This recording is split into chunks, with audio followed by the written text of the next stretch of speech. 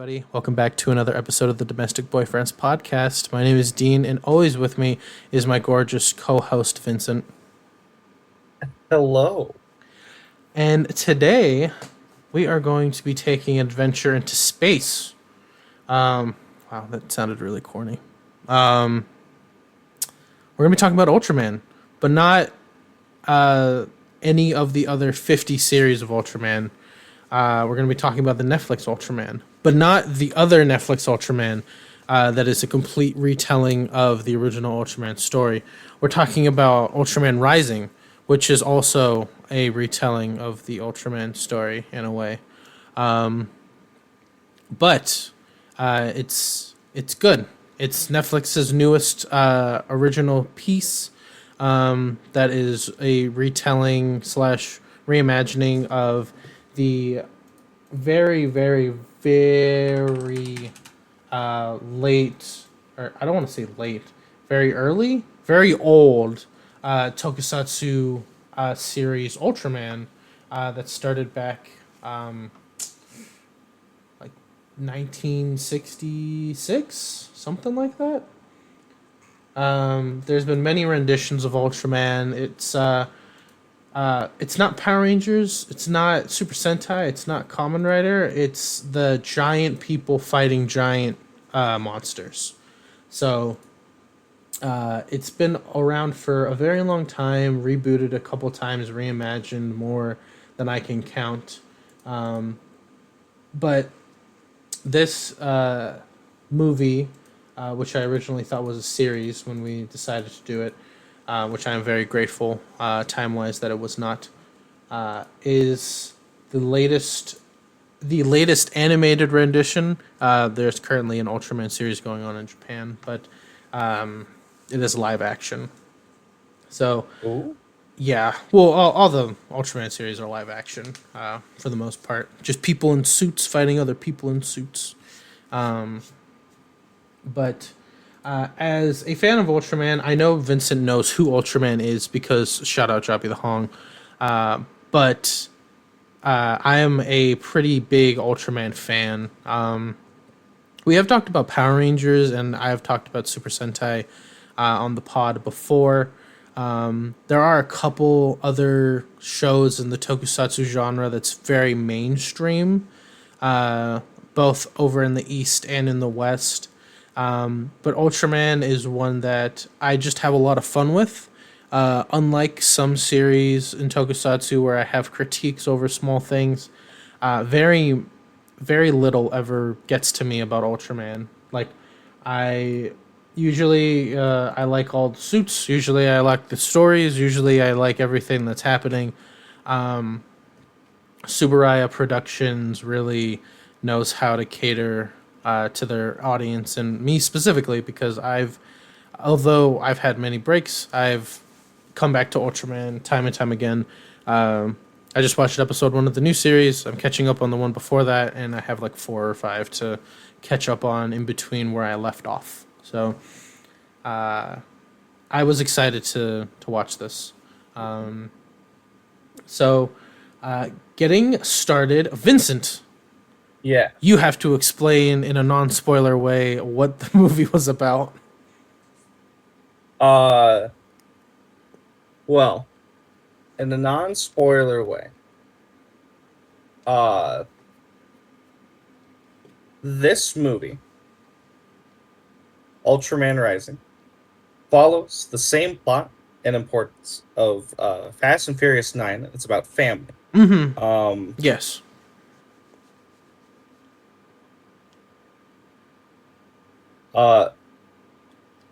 Ultraman is currently non-spoiler. I mean, Ultraman, who is currently the person who is currently Ultraman is a up and coming baseball superstar who is new to filling in the Ultraman shoes, and he is currently trying to figure out what kind of person he truly wants to be, whether that is Baseball Man or Ultraman. yeah.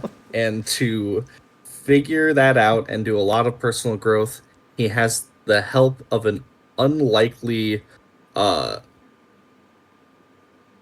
adoptive daughter. That Yeah, they did show Emmy in the trailer. it's true. His adoptive daughter that is a kaiju. Um, but yeah, that actually sums up most of it. Tag along a giant fights with monsters and evil organizations, and that's pretty much the entire Ultraman series, give or take. Reflavored in different ways and different storylines involving different characters. Um, it's lived the test of time, and this is just another way that it's been shown. Um, Character wise, who is your favorite character, Vincent? Uh, I think it was Emmy. Yeah. I guess we'll put the I loved Emmy, we'll but do I also our really liked Ken. yeah. I think I liked him more towards the end. Hmm.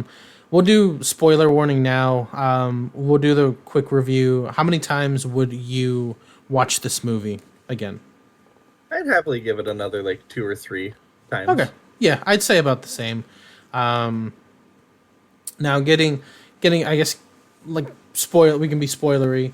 I definitely my favorite character would either have to be it would either be Emmy or I really liked the reporter. Um I forget her name. Who is the reporter? I want to say her name is Ami. Ami? Yes. I really liked her. I like in certain series. I like the people who kind of are pointing at like like they point out details and like the person that is Ultraman like always has to avoid them for the sake of their identity, which isn't always the case in some Ultraman's cases because their identity is just known. But Ken is obviously trying to keep his secret for whatever reason in his mind. So I enjoyed her character. She's a nice foil to Ken. Where I liked Ken was definitely when he interacted with her. I think a lot of his best points were interacting with his like either his dad or her, or Emmy. So all of his emotional foils, but yeah. Okay, forget regular characters. Who was your favorite kaiju besides Emmy? We had a couple. We did have a couple kaiju.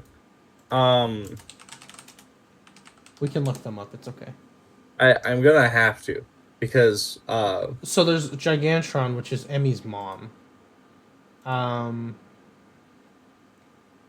yeah. There's no way Gomer was in this movie. Was Gomer There's in this movie? Blular, there's Naranga, Gigantron, and then Destroyer.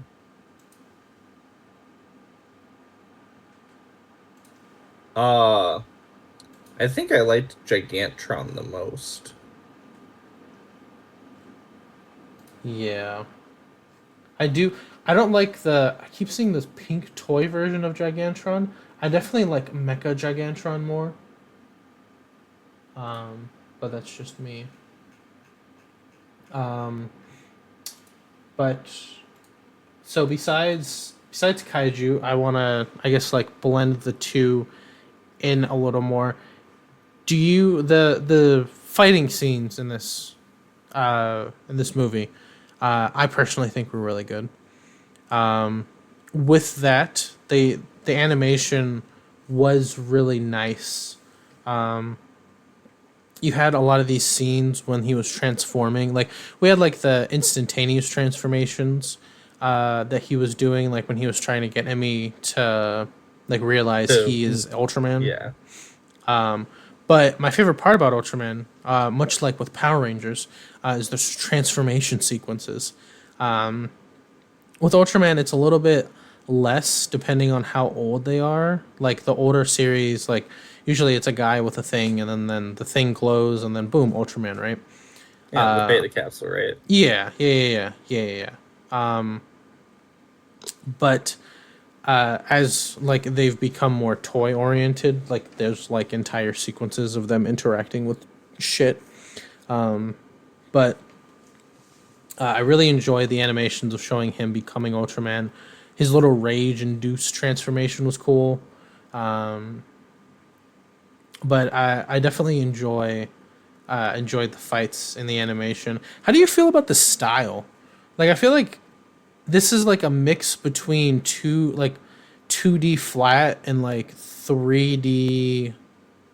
This is like a more 3D version of the Spider-Verse kind of animation. Yeah.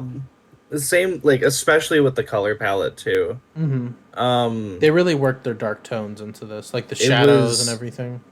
I was really uncomfortable at the start of the movie just because of Ken's dad's like facial hair. I don't know why, but like his facial hair at the start of the movie just like scared me. Uh huh. But it's okay because he gets old really fast and then his facial hair is fine. But um, it like very much grew on me to the point where like I was pausing the movie repeatedly and like backtracking just to like rewatch or like analyze like explosions and other things like that Yeah, they more had and more. impact frames. That was so cool. Yeah, like especially um like some of the stuff with like Gigantron, like Hmm. the first time that Gigantron showed up, when like Ken was an adult and he was having to fight him. Yeah. Um, like that was like so cool. The like fire like encased falling out of the sky was gorgeous. Yeah. The movie's just very, very pretty. Also, it's this like neo modern world because like the baseball's dome was made out of like a force field, Yeah. which I'm guessing has to do with the fact that like their global defense force is fighting kaiju, and they had like those tractor beam fields around the first kaiju. So it's interesting because it's very modern, but yet I feel like it's supposed to be like in the 2000s. But Hmm.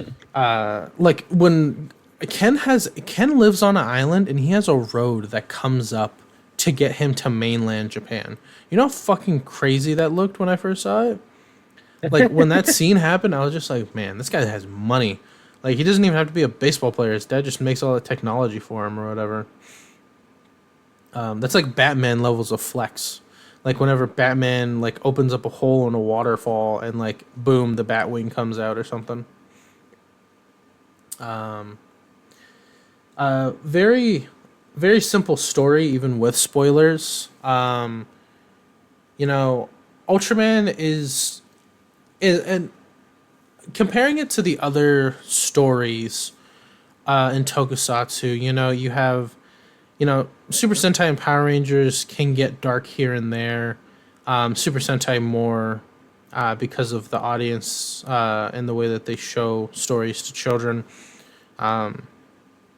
But and Kamen Rider is definitely the more darker of the two. More it can get more mature. Like death is very common in Kamen Rider in comparison to the other two, but Ultraman's like the most lighthearted series out of the three, because it's usually always they do get into their deep and dark stories sometimes that draw more on like human emotions and human tragedies, but at the end it is so much just about like the good guys and the bad guys, or like darkness and light. Shout out Kingdom Hearts,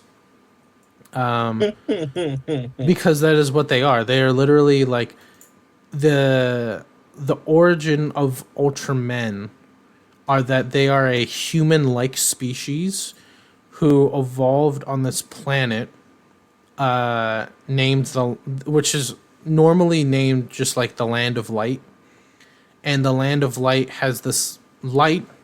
I forget what it's called. It's called like the Nexus or something like that. That sits at the center of their city, and over time, the light irradiates them and gives them these superhuman abilities, and like it bathes them in this light and cosmic energy, and that's why they look like the way they do. Like, so, like Professor Sato, like the original Ultraman in the sense, takes a human form. Like he uses his powers and takes a human form. Ken, on the other hand, that's like his human form is more of his default state, right? Yeah. But his true form is technically that of him being Ultraman. Both are kind of his real forms, but like it's not the same as like other people in the Ultraman series who have been the host of an Ultraman. Like because the first series had Ultraman, which that was the name like they gave him, so it's like the name that stuck. He was a person who had taken a human form, but many after him were inhabitants of humans. So they would just hide in the human's body, and sometimes they'd be stronger or faster because they had an Ultraman inside of them. But then once they actually used their device to transform into the Ultraman would take over in a sense. So I forgot where I went with that point. My train of thought just derailed so hard. Wow.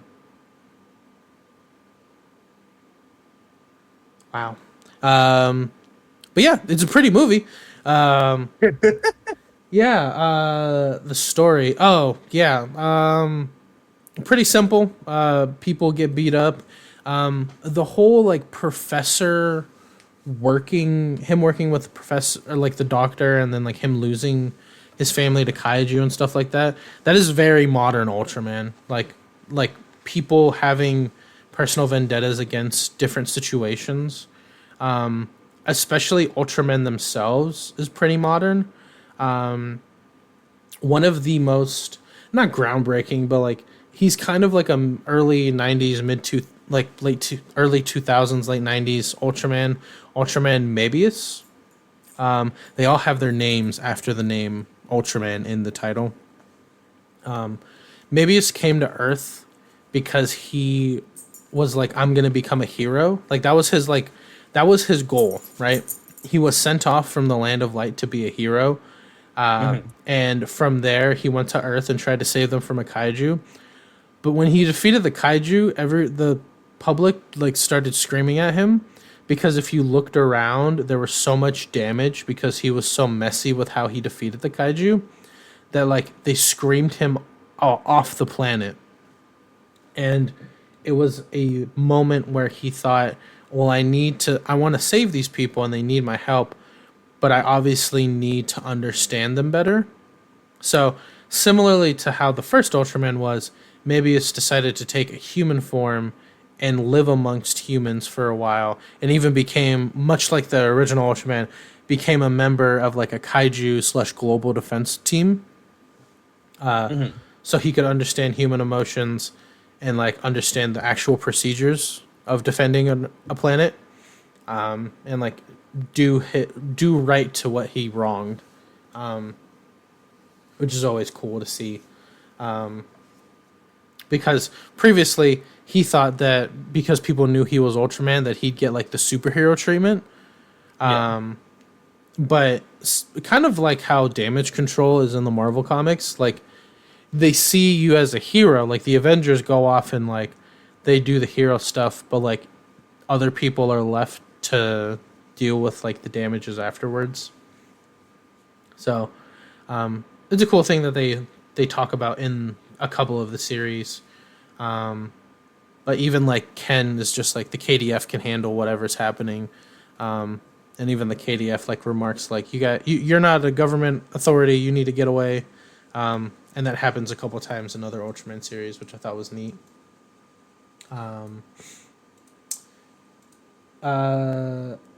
I know you won't understand references in this movie, but there are a lot of references. Oh, I got at least one of them. I What?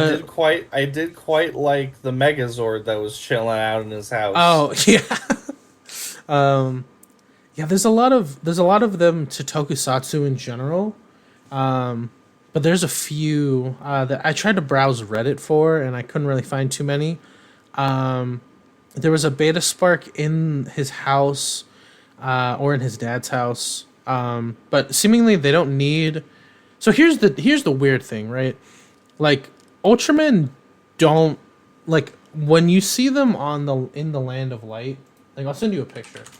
Um, when I mean that these people literally just look like this, I mean like here's a picture of an Ultraman who's like part of the garrison, which is like their defense force. These are all like kids in the academy. Oh, They don't come out looking human. They've mutated to the point where they come out looking like Ultraman. Um, Here, I'll show you. They actually do have kids. So this is Ultra Boy. I hate that. But usually they just have names. Like they don't call the first Ultraman. They call him Shodai or the first. Right?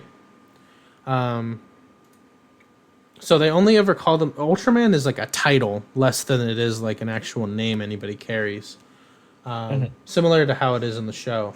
But they don't need. It seems like Ken and his dad don't need devices to transform, because usually Ultramen, when they try to inhabit like a human, they either have to have a device to help them inhabit a human body so they can transform back again, or they have something to channel their energy through to make them giant when they're in a human form. There were a couple references.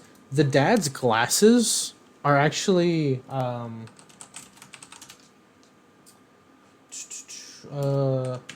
they're references to the Ultra Eye, which I'll send you a picture of this, which is the transformation device for Ultra 7. But those are he literally had like this style of glasses.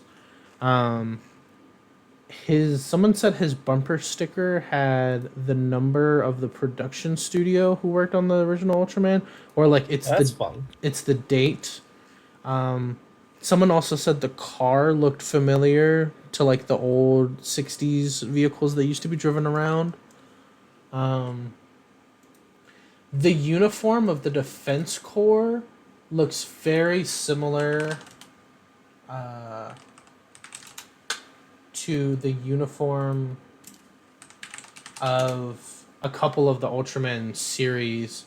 The first thing that I thought of was, so if you look at this suit, this is from, you want to know what the name of these people's group is? G-Force. Guys. What? GUYS, guys. That uniform right there looks very similar to the uniform from Ultraman Rising, the KDF. Which is like the first thing I thought of when I saw it, because this orange and red doesn't get used too much. There's another team called Guts that This movie really like to give people giraffe necks, and I'm kind of here for it. Oh my gosh. Let's talk about the designs real quick, because have you seen the SH figure arts for Ultra Grandpa and Ultraman for Ultraman Rising? No, I They're did so quite love the lanky. fact that Ultra Grandpa did have a mustache. Yeah, I mean, you Or have to in his distinguish helmet. him. No, that's not okay. So that's okay. That's not a helmet. Oh, sorry, his face. So that's the thing. Like when Ken gets hurt, and like whenever this is their bodies, like Right. this is just them getting transformed. That's why the sword actually just like went through him. Yes, those are like it's pretty much like they're naked. That's their skin. They're naked protecting the country? That's messed up. They're supposed to be good for kids. But the if you look up the SH figure arts for Ultraman Rising, it looks very interesting. Uh,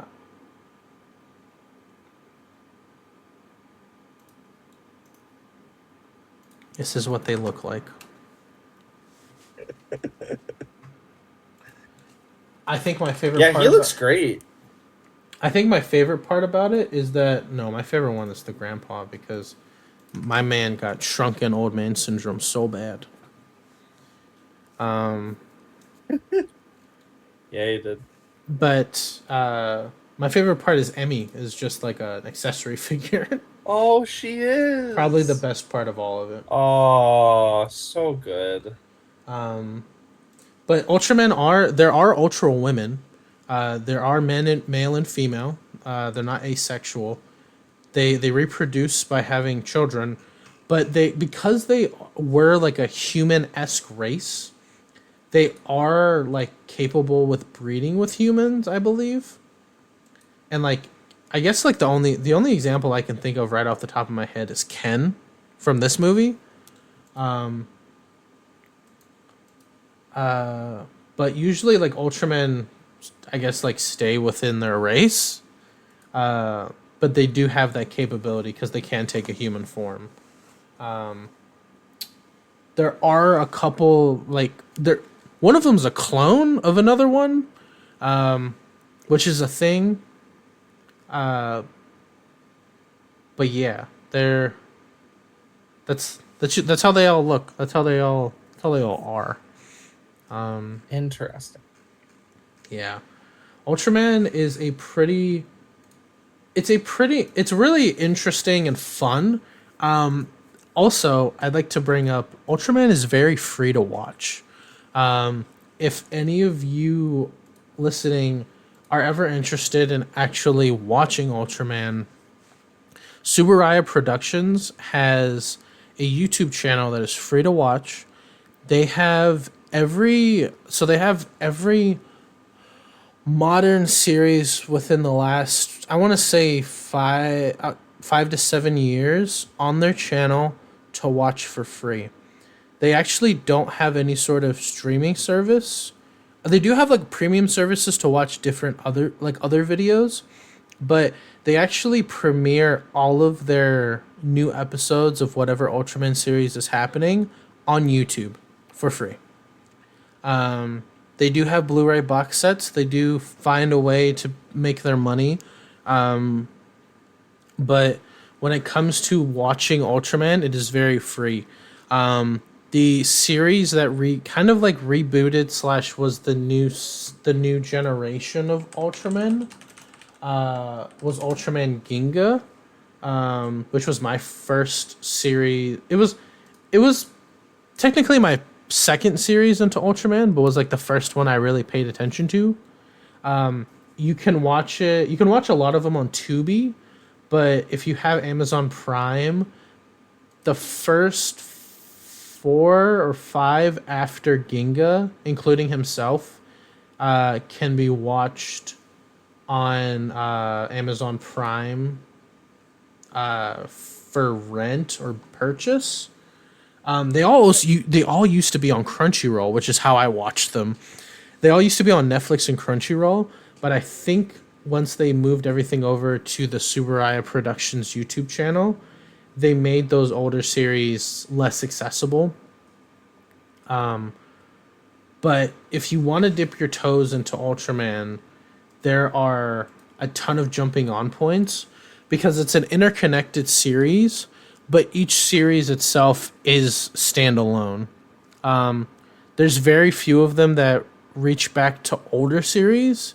in ways that you can't just watch that one after you're watching the current one. So like a couple examples would be like, okay, so Ultraman G'd is a series about a Ultraman that has connections back to an evil Ultraman named Ultraman Belial.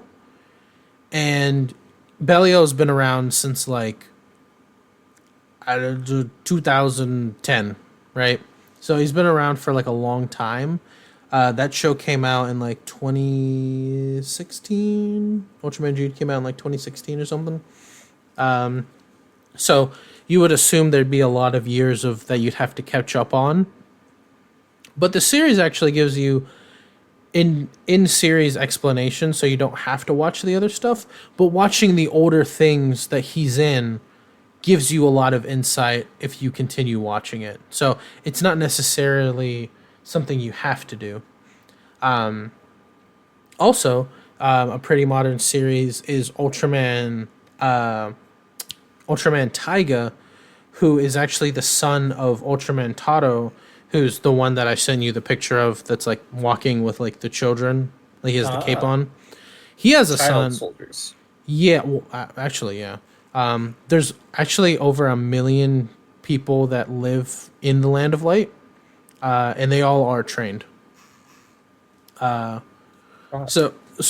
Taiga is the son of Taro, but Taro was the sixth Ultraman to ever exist. So his series came out in like 1980.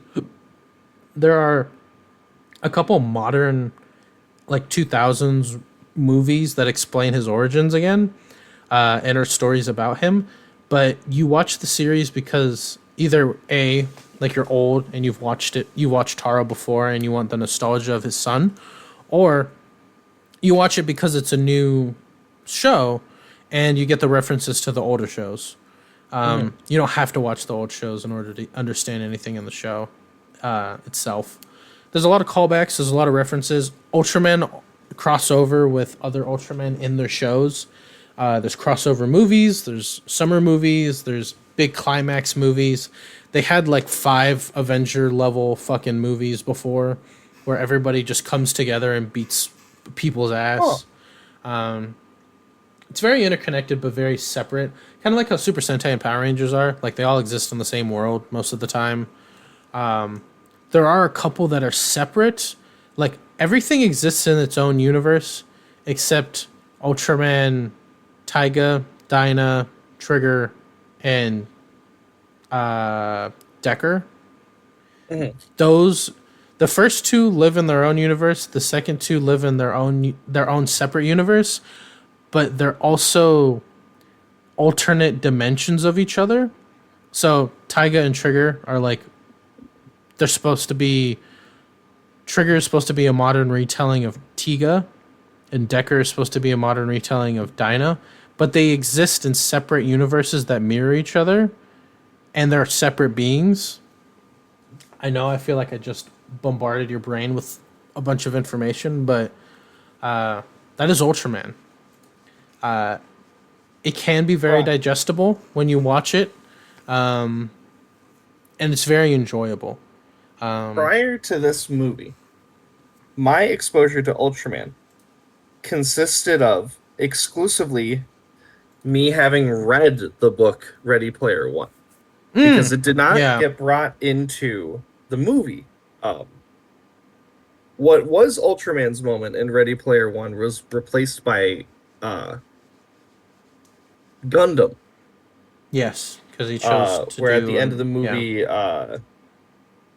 spoilers, Ready Player One. But one of the twins who were at the top of the scoreboard fought off were fighting against like the main big bad guy who had control of the Mecha Godzilla mech. Are they twins? They're brothers. Sorry, they're not twins. They're older and younger brothers. That's why they're Daito and Shaito, or whatever. Daito and Kaito. Which are the names for the longer and shorter swords that are wielded by Japanese samurai. Mm-hmm. The younger brother is the name for the shorter sword. Um, Hmm. but I don't think they're actually even related. I don't know. I was I I was always curious because one of them speaks Japanese and one of them speaks Chinese in the movie. So I was just curious on Yeah. like, are Well, they like they met related? at the very least. They like met very early on while playing the game, and then just the older the older one was like, You're "I my am your brother. brother now," kind of personality. He's like, okay, Um, that's fine. but there's this really like engaging scene, and it's very sad during it, where like the younger brother's like, "No, you mustn't," because like they get like um the way that the mechs are acquired is like through the course of like the previous world's gate, and you have to like beat a video game, and then you get to select a mech that hasn't been grabbed yet, and they grabbed mechs that combine together to make a bigger mech. Um, That's the only and way to live. Parzival grabs Spider-Man's mech, which I really wanted to see in the movie, but no, we got the Iron Wait, Giant instead, he which I won't got complain. he got fucking Leopardon. Yeah, he got Leopard. Oh, It would have been sick. Um, yo, that's but crazy. one of the rare item drops that Daito and Sho got was a beta capsule. And you only had like a minute to be Ultraman. Otherwise, your character just immediately died because So, of like the power from it. and in comparison to the movie, they got like they were originally like in the wastelands or whatever, and they were fighting for the gauntlet that lets you transform into any giant robot for a minute, Yeah, and then he just chose Gundam. He just chose yeah. the original RX. Okay. Um, and so like he like the older brother like is like, stay back, I got this guy, and the younger brother's no, and he turns into Ultraman, starts kicking the crap out of them, and then of course the scene that is replicated in the movie where like the big bad guys Stepping on him and stuff. like they go into his house, break into his apartment, and then throw him out the window. Wait, who? The older brother, He gets thrown out the he window? gets thrown out the window and he dies. So they're not all in a van? The van does not exist at all. That Oh, is not a thing that happens. that They're is inside of the base, inside of the like basement of the house of James Halliday's like best friend, who uh in the movie is like has his secret character as like the like crypt keeper or whatever of yeah. like the history archives. Whereas how they meet him in the book is like Parzival's hanging out with H in like their own private chat room, and Mm. then the dude just like materializes inside of the tap room and is like, I've been here the whole time. Wanna come to my house? Um Creepy ass. so that you guys don't have to worry about people coming in and murdering you. Um Oh my and they're gosh. like, So they yeah, yeah, actually that sounds just like a great killed idea. him Yeah. Yeah, no, because he dude. was winning? Yeah. Wow, that takes like I will find your address on your IP like so serious. Yeah. So they literally tracked him because he was beating up Mechagodzilla as Ultraman. Well, Oh yeah. my gosh. That's And crazy. so Parzival ends up getting the beta capsule and using it and like doing the like uh Kikoho thing. Um Oh my gosh. yeah, That's wild. crazy. That I want to Yeah. see that in the movie. I know, that's why I was so excited and kind of bummed at the end, but we did get the Iron Giant, so that's cool. Oh my Um gosh. I definitely would have taken like Ultraman fighting Mecha Godzilla over seeing Chucky in the movie. But Oh my gosh. you Daito need was to read the brutally book, man. The book's Daito was wild. brutally murdered by suxors, and they threw when they threw him out of the window of his apartment. Although He was the first to get zeroed in the film. He does not die and survives. Oh, he didn't die. In the book? He does not. He does not die and survives to lead the Oasis along his friends. Oh. I've never read the sequel. Maybe they cover that in the sequel. Or they Holy might have covered... It's also been a very long time since I He- actually read the book. well, But he does get thrown out of a window. Well, he has like his own standalone book, I guess. Oh, It shows. that's cool. Oh, never mind. Never mind. Never mind. It was a poster. I've been lied to. But that's fucking crazy. That's like, I love when books go like the fucking Animorphs route and fucking just off people. Yeah. Like, Oh, yeah. because like it's a sleazy scumbag corporation. Of course, they don't care if they kill a kid.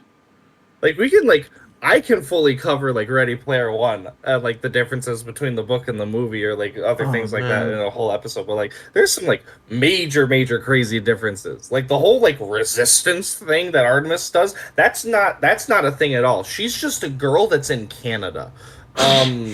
Like... Interesting. But Ultraman. Yeah, Ultraman. Fucking cool. Um, I love the father-son Kamehameha thing at the end. That was Yeah. so cool. I So- was, like, geeking out. So every Ultraman has a signature move, and it's usually a beam. So they all have names to them. The original, what was it? The original Ultramans, they also shout their moves, much like fighting game characters. I'm pretty sure it's the Spacium beam. That sounds familiar. Yeah, I think that's right. But they all have their own names to their own ones, and they usually like are something close to their name. Like like Ultraman Victory has the Victorium beam. Ultraman Z has the Zestium beam, stuff like that. There's a lot of them, but they all have like signature moves and usually like something special that they can do that other ones can't do. Like for example, Taro, the guy that I showed you before with the horns, he can like channel energy through his ultra horns, and cause attacks and stuff. Other Ultramen like I guess like Ultraman Victory is a good example. He's like he's the first Ultraman that can use the powers of kaiju as like his own. So like oh man, this could be its own tangent.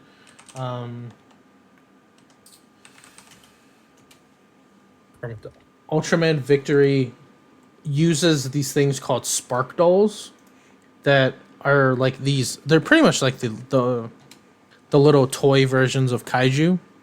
But in the previous series were like a whole big thing because like they had sentience and they were just like they were pretty much like the creature or the person as a toy. But what he can do is when he defeats one, he can like keep them as like a collectible item. And when he uses it on the device that he uses to transform, he can gain appendages of kaiju and uses them in Bro, a he's fight. just Generator Rex. It's actually really cool. He's probably, I don't want to say he's like my favorite, but I really love his design and his ability is pretty dope. Like he can kind of just take their shit and use it for himself. And like it's not even to like That's so cool. it's not even to like the extent of like the organic kaiju. If you look at the one that I just sent you, in the top left-hand corner, that's just a gun. The bottom middle one reminds me of Megatron from Beast Wars and his T-Rex arm. His little claw. Give him his little rubber ducky. But they but yeah, that's his ability, which is cool. And then there's like other ones that do things. The more modern ones have cool abilities because they're trying to sell toys. But like even the older ones, like Ultraman Jack is like really good at like he has this he Like fights Samurai Jack, no he but like being Ultraman. Kind of, actually. Ooh. So Ultraman Jack kind of just looks like Ultraman. A lot of the early ones just kind of look like Ultraman, but with smaller design changes. But that staff that he has is like a blade, and he beats people's ass with it.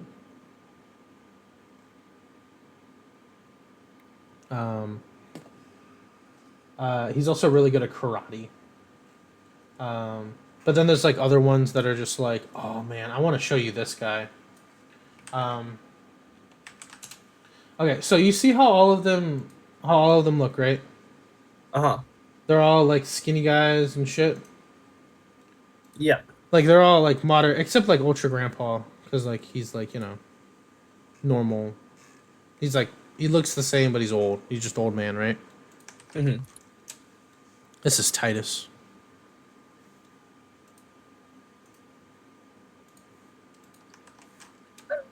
He's doing the muscle pose. This is Titus. He's doing the Saito Chesto. This is Titus. He is amazing. He's muscular.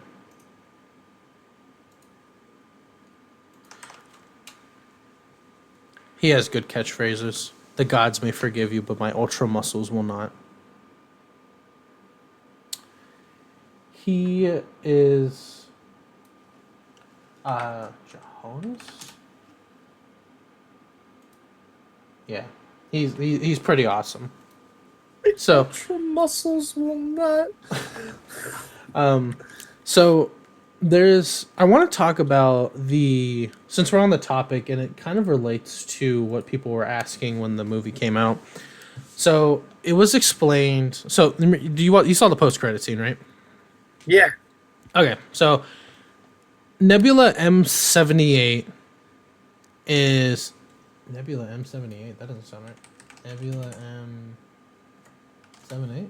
Yeah, Nebula M78 is the nebula in which the Ultraman's home, the Land of Light, resides. Right. Interesting. That is where his mom apparently is in the end of the movie. That's the post credits, right?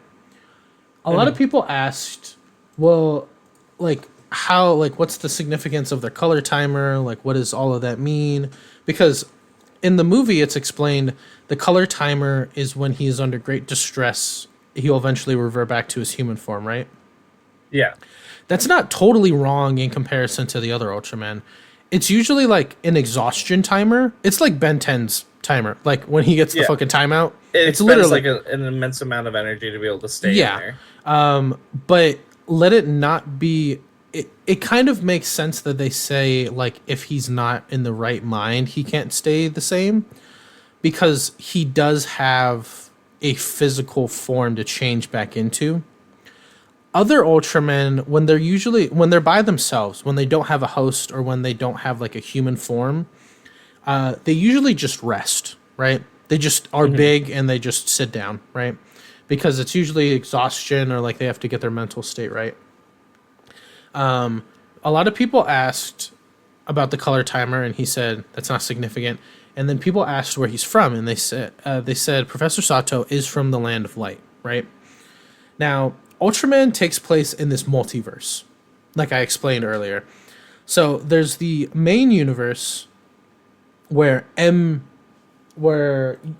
M78 exists, right? Mm-hmm. And there are branch universes within all of them, or there are universes within this story, right? So each Ultraman may not come from the same universe as the other one, but the way that multiverse theory works in this case is within each universe there's an Earth. There are people. There are mostly Japanese people, but there is a Earth with a Japan, with an America. They all exist, right? Mm-hmm. So each universe is like not a mirror of itself, but Earth exists. I guess they technically are like a mirror of themselves, where like an Ultraman can go from one universe to the other and go to different Earths, right? When Earthlings meet each other in Ultraman, they usually don't care. They're just like, oh, you're from another Earth. Like, that's normal. So that's one thing. But then they have different dimensions, which the different dimensions are, like I explained, are where for like Tiga and Trigger are. They don't have the Land of Light. They have completely different origin stories. Okay? So most Ultramen come from the Land of Light. They're born there. They get their abilities because of the mutation to like the light from the Land of Light. And that's usually how they are. They're just a kid of another Ultraman. There are some that are different. So I guess the perfect one to talk about is our muscle boy here, Ultraman Titus. So there's three normal ways you can get, or three known ways you can get powers. You're born in the Land of Light, or you are a warrior sage from planet U40. So in planet U40, you can like be chosen to become an Ultraman or something like that. You're like chosen by the sages and you become a warrior for the planet. Mm-hmm. The second way is, so there's another Ultraman, Ultraman Johannes. He's American, by the way. There's canonically three American Ultramen. Ultraman Johannes is also from planet U40. The significant identifier is that both of them have stars on their head. Titus also has a star color timer, but that's just because he's muscly and unique. But the star on their forehead is a dead giveaway that they are from the same planet. There is another place that you can get it, and that is from planet O-50, which is where there's like this giant sentient ring of light that gives people that they think is worthy Ultraman powers. There's two Ultramen that we know that have been granted this. Ultraman Fuma, who is kind of like a ninja guy. I want to show you a picture of him. This is Fuma. Fuma and Titus have the same host. They also share the host with Taro's son, but and then Ultraman Orb also was picked by the light to become an Ultraman, like Fuma himself. They share a very similar head shape, which is about the only thing that they share. They have very long heads, very long pointy heads. Yeah. So, people were asking about who, like, the canonical, in like the canonical existence of this series and everything. The director doesn't want to explain anything. He says that explaining it lessens the magic, which I understand. But I do think it's cool that they have been referencing a lot of these things for like in the movie itself. His mom existing on M78 makes sense. Humans have been there before, but like the original inhabitants, if they stay too long, there might be they might mutate and become an Ultraman. They could also die, so it's interesting on how it could be if they do decide to make this a series or like another movie with the story that they introduced in Ultraman Rising. But yeah, it's little interesting things here and there. That's fun. Yeah, Ultraman as a series is very, very living, very alive, and very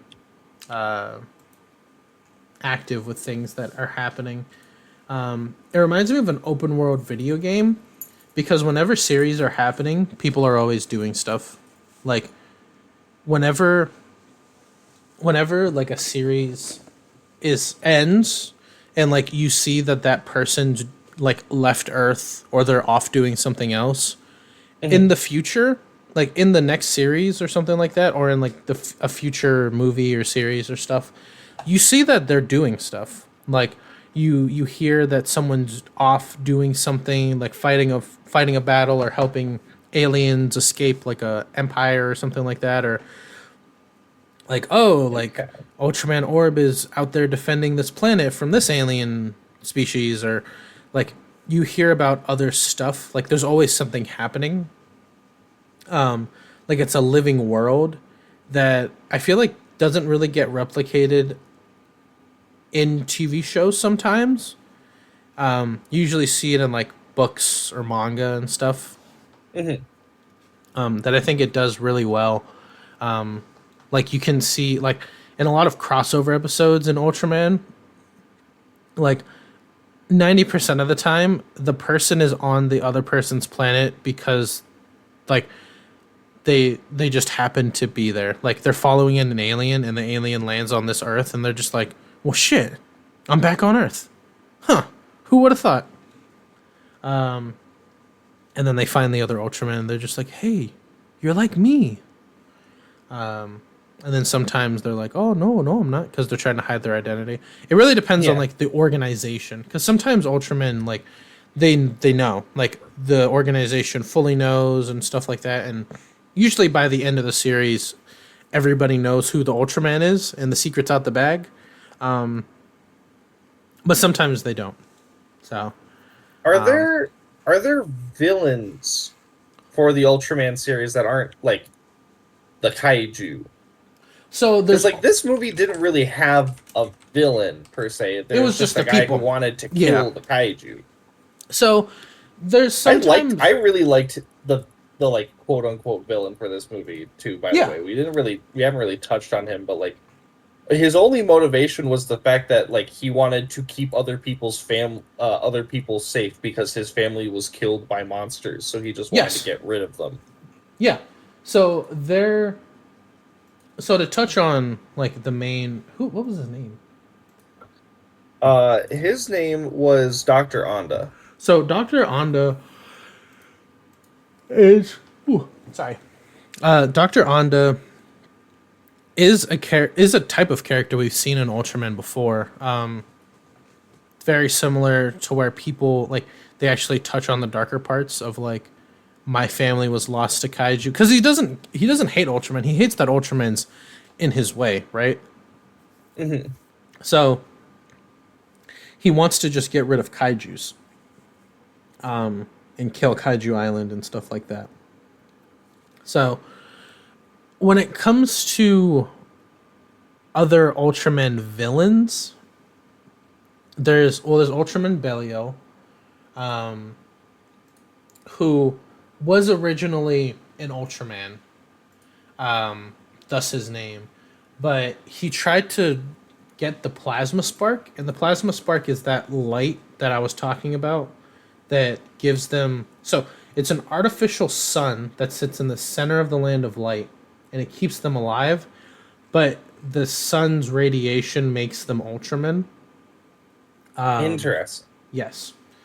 So he tried to steal it, but he didn't like do this on his own.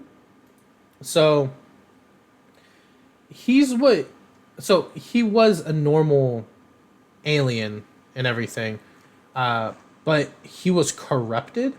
So Belial wanted the power before he got corrupted, right? Because he wanted the Hmm. power to he wanted to have that power so he could save everybody. He originally was exiled from it and was encountered by the alien Ray Blood. The Ray Blood species are like they're their own fucking thing. Yeah. Ray Blood are a species of aliens that can control kaiju. Like they just do it. That's a part of their genetics. So Ray Blood, alien Ray Blood, possessed Belial and made him who he is today. He made him the villain that he is. But besides the occasional, I'm gonna show you Ultraman Belial. Belial's pretty cool looking. And yes, he does always have those big claws. That's just a part of his design. He looks evil. He looks like a Kingdom Hearts Heartless. Yeah, right. And that's him before he became evil. You could tell he was going to be evil. Look at how jagged his Ultraman lines are. His Ultra lines. But beside Belial is a pretty repeated. He's like the main villain for like Ultraman Zero, Ultraman Geed, and a couple other ones. There besides like alien races, and kaiju. Are you more or less asking if like have people ever been the antagonists? Yeah. On occasion, but they're usually not like the big bads. I could be wrong, but I don't. In recent years, I don't think there are. Now there are people that have used Ultraman in bad ways. There's Ultraman Orb Dark, which was a guy that was obsessed with Orb and got a part of like he didn't really get his powers. He kind of like he got a mimicked version of Ultraman Orb's powers, and he kind of just has like a darker palette, and he beat up the protagonists of the series for a while, but he wasn't innately evil. Okay. There are a couple antagonistic people. Like I'm watching Ultraman Blazer right now. His design's based off of the horizon of a black hole. But Unlike Ultra Lord, yeah, who is a reference to Ultraman. Okay.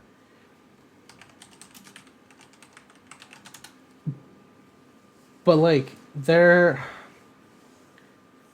besides like there's very few of them. They're usually just like kaiju or aliens. But like I said, in Blazer, there is like a force that is going against the kaiju defense force that they're facing right now. But it's more of a I'm trying to hide my dirty secrets, not and like stopping you is just a part of it. Yeah. There are, like I said, there are humans who have used Ultraman powers or have similar powers. Like in Ultraman Tiga, there's the Dark Giants, which in Ultraman Tiga there is no Land of Light. There are just like kaijus and such and evil people. And the Dark Giants fight against Tiga, but like I guess you'd say they're like Ultraman-esque. There are robots that fight them. Yeah, it's mostly them. There's stuff from the future. There is an alien in Ultraman Z that inhabits. It's like the first episode. There's an alien parasite that inhabits a human. That completely takes over his mind, and he uses that human's position in pretty much he uses that human's position in like the equivalent of like the damage control thing, like the clean up kaiju, to get kaiju parts to make more kaiju. If that makes any sense. Yeah. But yeah, there's very few humans that are antagonists to Ultraman. I think it has to do with like maybe a power scaling thing. Because whenever robots show up that aren't alien created robots, like whenever a Earth based defense force goes and fights a kaiju, it usually doesn't turn out well for them. And usually, when kaiju from aliens attack Ultraman, they're formidable foes. So, yeah, I wouldn't really say there's not too much variation when it comes to their antagonists. There are awesome kaiju designs though, but no, humans aren't the biggest threat to them. Okay. Yeah. It's interesting. Do you have any I Ultraman questions you want to ask me? did you recognize the voice actor for the main villain in this movie? I geeked out uh, when I heard his voice. I knew who he was immediately. wait. Of Dr. Ando? Yeah, In English or in Japanese? English. Yeah, I No, watched it in English. I You watched. might not have. I know I did watch it in English. Oh, you did Who watch it in English? Okay. who are you? You Wait, you know him. let me listen to a clip real quick. While you're listening to that, another fun fact for people who like may or may not know, have seen this movie, whatever. Um, Old Man Ultraman in this movie is voiced by the same guy who voices Ling from Mulan, the skinny guy who sings the song "A Girl Worth Fighting For," which is endlessly funny to The audience is about to hear from the movie. me. Uh, This is a very well-known voice actor, well-known actor too. Scramble all jets. Kill Gigantron. oh my gosh, who is this? Oh,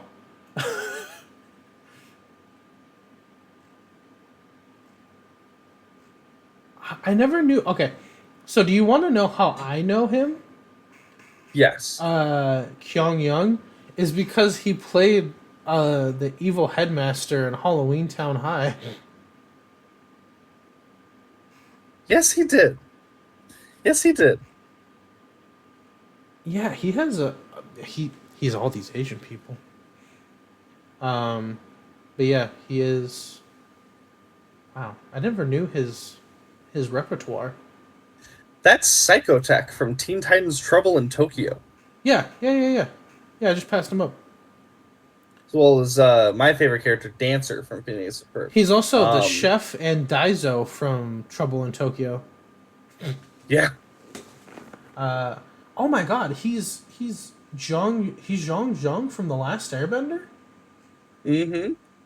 He's all of these He's Long Lao characters Shi Hi from Puffy Jake Long. Yumi. Like, this guy's a very, very well-known voice actor. He even voiced in Super Robot Monkey Team Hyperforce Go, which is a show that people still don't believe me exists. Oh, I just threw away the DVD for it when I was cleaning up my dad's house. What? That's He's so Julie's dad in Ben 10. Uh-huh. He's Ishiyama from Ben 10. He's Sumo Slammer.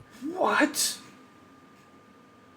Yo, that's amazing. He is Super Slam. He is Sumo Slammer. He is he's number 3's dad in Codename Kids Next Door. He's Silver Samurai. He's fucking whatchamacallit. He's Mr. He's Storm Ninja. Shadow from G.I. Joe. He's Joe Hayabusa from Ninja Gaiden. Yeah. No, this guy's done his work.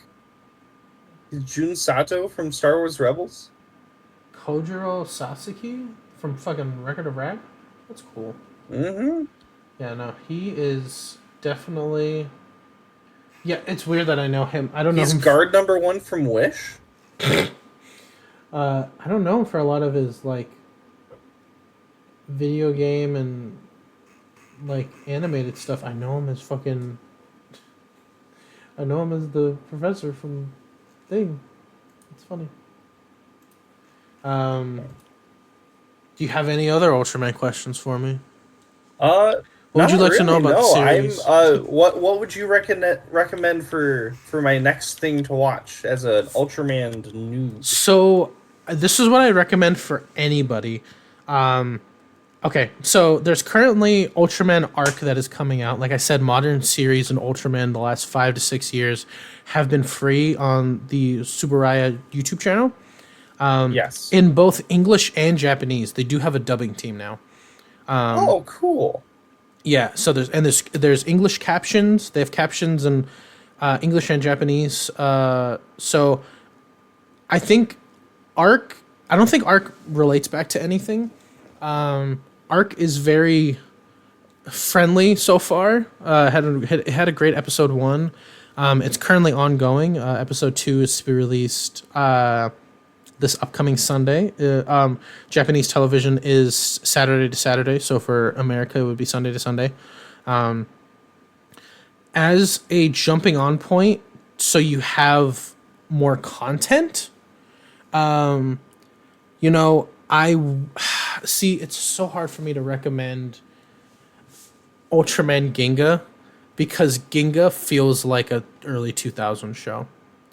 Like the jump from Ginga is one of the few Ultraman series that has 2 seasons to it. It has Ultraman Ginga and Ultraman Ginga S. The quality of production from Ginga to Ginga S makes you think that you're watching a completely different series because you can tell the 90s production studio had to get new equipment between the seasons. Because I think it was a year in between. It was a year in between airings. Ultraman Ginga is cool. It has some light-hearted moments. It's also a good way for you to start knowing Ultraman because, I guess like a slight spoiler would be that other Ultramen do show up in that series in different forms. The series itself isn't too serious. So it's cool. It's just the 16 episodes are hard to get through sometimes. A very small set list, so you don't like you're seeing the same areas and backgrounds a lot.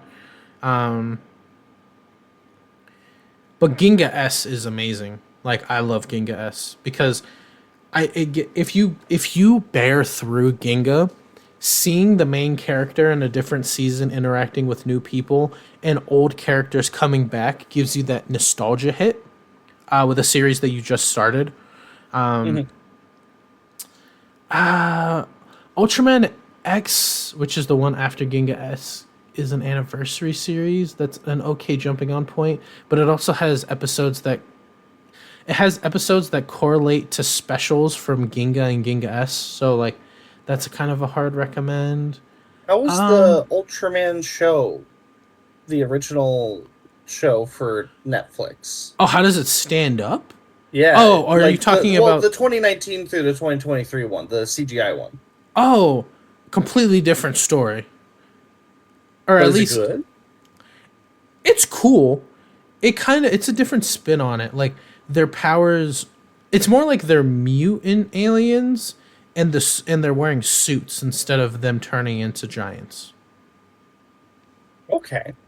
It definitely is it's different. It's definitely different than what Ultraman is, though. I think the heart's there, but it's definitely different when it comes to the actual premise. This has just made me really want to actually give SSS Gridman an actual shot. Which is also a Subaraya production thing.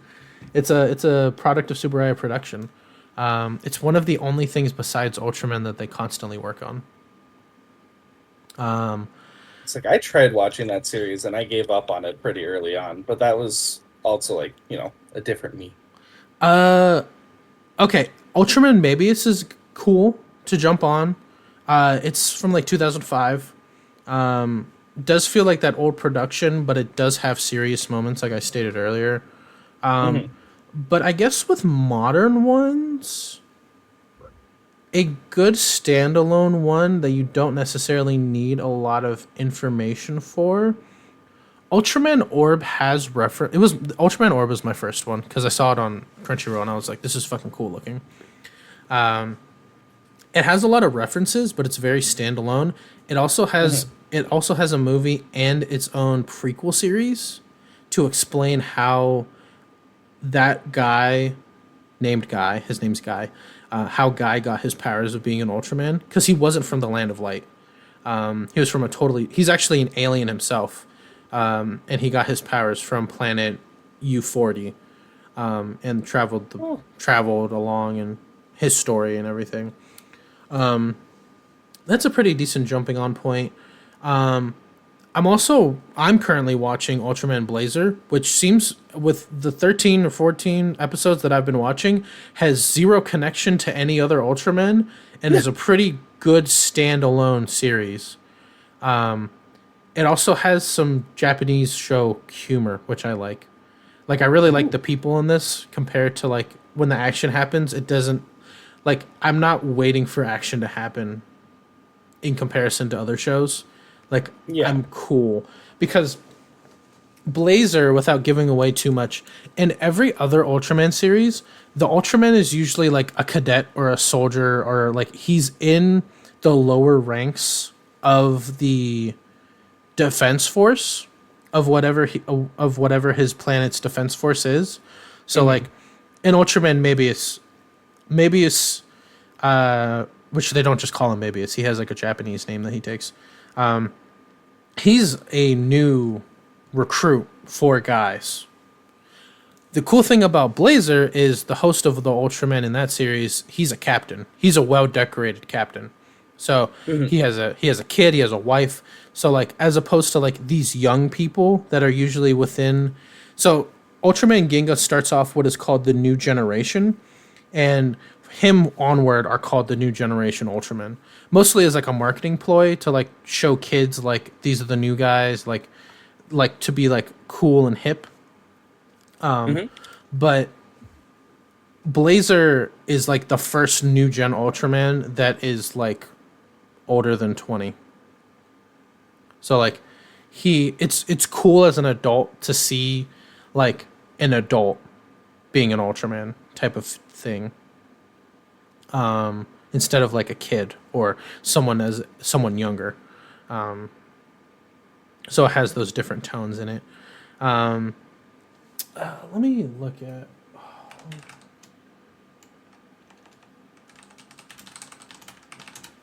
Let me just look at all of the Ultraman 2. Yeah, I mean, the ones that I gave you are pretty good. You can go forward and back as much as you want. I definitely would just not like. There's certain ones that I wouldn't touch until you're more versed in Ultraman. Like Taiga is like a successor show because he's the son of Taro. Jeed has to do a lot with Belial, so I'd watch all of the stuff with Ultraman Zero before you watch that.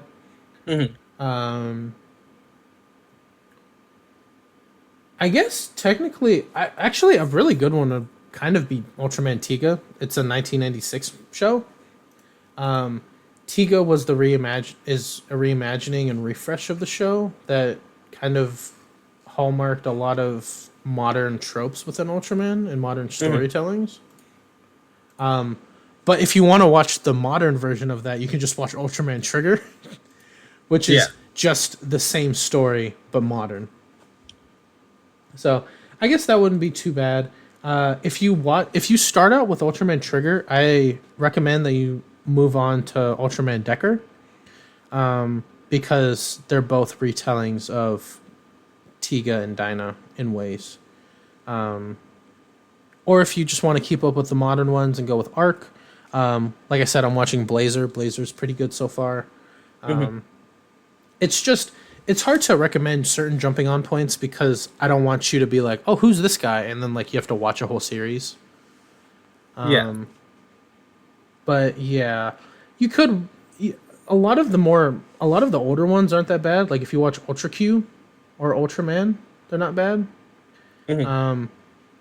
Mabius is probably the oldest one that I would say to watch. It's from 2006.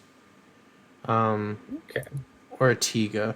The ones from 96 to like 2007 are all bangers. I just think it's good to have context before you watch those. Like, For sure. Get more exposure. There's a lot of crossover movies too, so. Like you said, there are like Avengers level things. So Yeah, well, there's like this. They're currently fighting this like group called Tartarus, which are just a bunch of aliens who are like grouping together to defeat the Ultramen for various reasons, and like they've had a couple encounters for them, and those are like 2-hour length movies, on their own. So yeah, there's a lot of Ultraman content. I think Ultraman Rising is a great way for people to get their leg in the door. when it comes to the content because it is very consumable in the art form of this in this art form. That if they want to transition to the live action, it isn't the worst Here's to one more understand the Emmy. premise. Emmy was so much cuter than I ever thought she was going to be. I am sorry, Emmy is not in anything else. I know. It's But okay. She'll be in the next one, there's right? actually Emmy's probably the closest thing to so Ultraman Taro has capsule kaijus, which are like but they're Pokemon. Whoa. So he has kaiju that he like raised and like they're loyal to him and he keeps them in capsules and he kind of just throws them out when he doesn't want to fight. So I mean like They're Pokemon. those are like the closest things to Emmy in a way. There are a couple movies that star like the Ray Bloods or like the show. So like Alien Ray Blood, like his kids and like his species are all over the world, like the universe. There's actually a human that's like a Ray Blood descendant, and he has like an entire movie about himself and him like defending people in kaiju by using his own kaiju like a Pokemon master.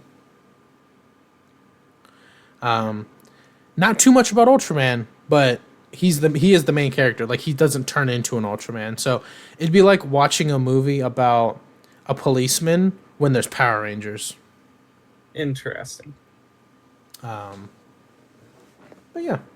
I think this movie was great for what it was. I definitely think it's a good way for people to understand Ultraman because the animated series, I do recommend that people watch it. It's the original animated Netflix series is just so different from what Ultraman is in different ways. So it's not bad. It's just like, oh, I really like this. I'm gonna watch this, and all of a sudden, like, it's like watching. It's like you're like, oh, I like Death Note, so I'm gonna watch the Netflix adaptation. And you're like, oh, this isn't Death Note. Or if you're like, I really liked watching Paula Deen or Bobby Flay or someone on the Food Network cook this meal, or I really like the British baking show, but now I'm gonna go watch Hell's Kitchen. Very different, very similar, very different. But yeah, I've talked so much during this. I'd like to know your last opinions on everything. I thought everything about this was super fun, super awesome. I went into this not necessarily expecting the most. I was expecting to have a really fun time because I'm a huge like kaiju fan. I'm a Godzilla nerd. I love mechs. I love alien stuff. I didn't really like. I kind of understood that Ultraman was just kind of like an alien and not a mech, but at the same time, like, wow, I didn't really know what to expect, and I came out of it with an experience that was. I'm sure if I was an Ultraman fan before watching this, I would have come away with this with as big of an experience as watching Into the Spider-Verse. Because this just maybe not as big, but like this gave me the same vibes that like Into the Spider-Verse gave me the first time I watched it. Maybe that's just because the art style is just like so darn like close, or at least like very very like similar feeling to it. But all of the comedy was there. I didn't hate a single character. Everything felt. All of the emotions felt real. The acting was amazing. And God, that movie was beautiful. Yeah, I mean, as an Ultraman fan, I wasn't disappointed in this. It was another retelling. So Yeah. it's similar. It's kind of like how like we watch a bunch of Godzilla movies that are just like starting back from like point A, where it's just like, oh, it was awesome. It was just another retelling. So I wasn't disappointed in any way. I really liked it. It was an enjoyable 2 hours. So yeah, It didn't feel like 2 hours while watching it. No, a lot of it went by super fast, especially Yeah. when you started getting towards the end. It geared up really well. All the pacing was really good. It didn't like overstay its welcome at all. If anything, I would have liked it to potentially have been a little bit longer, but that's it was a perfectly fine movie to end where it did, and that just means that I'm just left wanting for a sequel, Yeah, which is a good feeling. yeah. I mean, it's also very grounded. Like a lot of Ultraman shows stay within the grounded part of Earth, like, and not too much in space. But then you have the whole fantastical part of it being in space if you want it to be. So definitely something they can play with in the sequel if they do something like that, or if they even want to do a sequel. Honestly, They better. I don't. One of my least favorite things is when like a movie like sets up for like a a sequel banger and then comes out. never has anything. When a banger comes out and then nothing happens. Yeah. But those are all of my opinions. Do you have anything else before we end it off? I've got nothing else. Okay, cool. Thank you guys for listening. We appreciate everybody who tunes into the podcast. If you would like to get in contact with us, you always can at our Twitter handles. I am at lying_mask. I am Vincent Barlow. And you can get a hold of either of us at Domestic BF Pod. Shout out to Ultraman Maverick X for all of our art. Thank you guys for everything. Catch you next time. Stay beautiful, everyone.